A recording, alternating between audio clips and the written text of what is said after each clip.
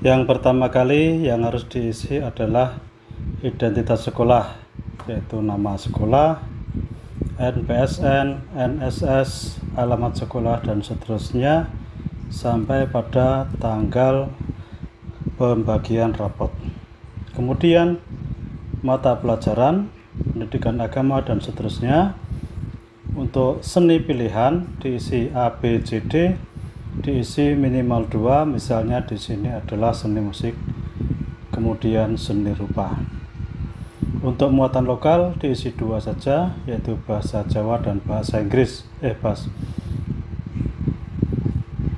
Untuk muatan lokal yaitu diisi bahasa Jawa dengan pilihan sekolah. Misalnya di sini TIK. Kemudian untuk bahasa Inggris masuk di mata pelajaran utama, bukan di muatan lokal. Lalu ekstrakurikuler diisi 3, misalnya pramuka, BTG, dan karawitan. Kalau sudah, kita cek di sheet rapor. Nah, di sini nanti kalau sudah pengisinya betul, maka akan muncul nama, NSS, identitas, semuanya sudah masuk ke kolom-kolom yang ada pada aplikasi tersebut, termasuk mata pelajaran dan sebagainya. Kalau sudah, kemudian kita isikan tujuan pembelajaran pada setiap mapel. Di sini mapel yang ada, yang pertama dari pendidikan agama, kita klik tujuan pembelajaran pendidikan agama. Kemudian kita sebutkan, misalnya kita tuliskan TP-nya, misalnya di sini ada 6. Perlu diingat untuk pengisian TP hanya dituliskan kompetensi dan konten. Misalnya kompetensinya menyebutkan kontennya 5 rukun Islam. Misalnya kompetensinya memahami, kontennya adalah rukun Islam, dan seterusnya. Tidak usah dituliskan untuk peserta didik atau melalui apa dan sebagainya. Cukup kompetensi dan kontennya. Kemudian untuk lingkup materi, di sini diisikan materi apa, materi esensial yang ada pada pembelajaran di semester tersebut. Ini bisa disesuaikan dengan apa yang diajarkan Bapak Ibu di kelas. Kemudian dicek di sheet PA, pendidikan agama. Nah, di sini sudah ada 6 TP yang sudah terisi. Kemudian untuk namanya di sini misalnya baru terisi 4, sebagai contoh saja. Sudah ada 6 TP, kita beri nilai sesuai hasil tes formatif yang dilakukan pada saat pembelajaran.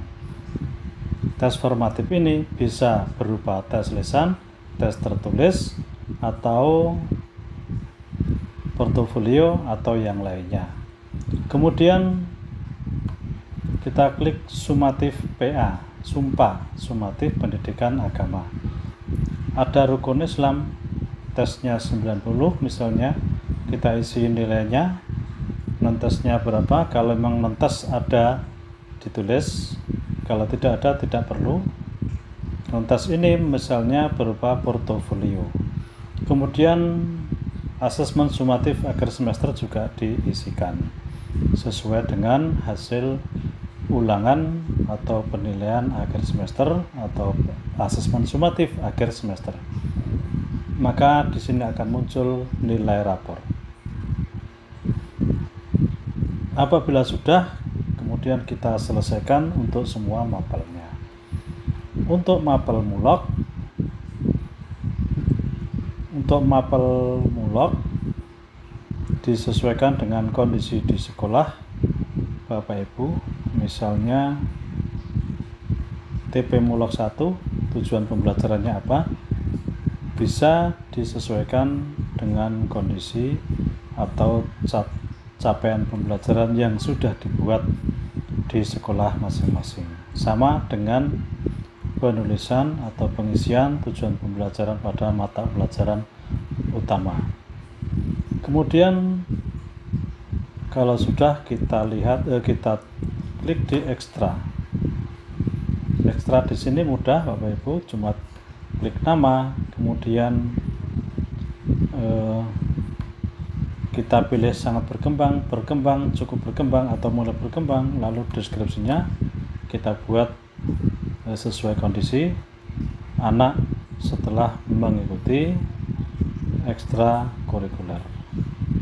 Kemudian untuk sampel sama saja berdasarkan identitas, kemudian data siswa ini juga disesuaikan dengan kondisi di sekolah. Untuk mutasi ini jika diperlukan, untuk induk juga ini jika diperlukan untuk data. Kemudian kalau sudah diisikan, kita klik di laporan hasil belajar atau rapor. Nanti otomatis nilai akhir ini muncul sendiri karena sudah ada rumusnya. Kemudian capaian kompetensi ini juga otomatis akan muncul. Yang atas itu merupakan kompetensi yang sangat dikuasai oleh peserta didik, yang di bawahnya adalah kompetensi yang perlu bimbingan dari guru. Ini hasilnya sampai di bawah. Nah, untuk yang mata pelajaran yang di sini tidak ada, misalnya untuk mata pelajaran pilihan seni, karena ada 4 dan pilihannya 2, maka yang tidak digunakan kita sembunyikan. Kita klik hidden, kita sembunyikan. Demikian cara praktis untuk pengisian rapor kurikulum Merdeka. Semoga bermanfaat. Untuk aplikasinya bisa Bapak Ibu download pada deskripsi yang ada di bawah. Terima kasih, semoga bermanfaat.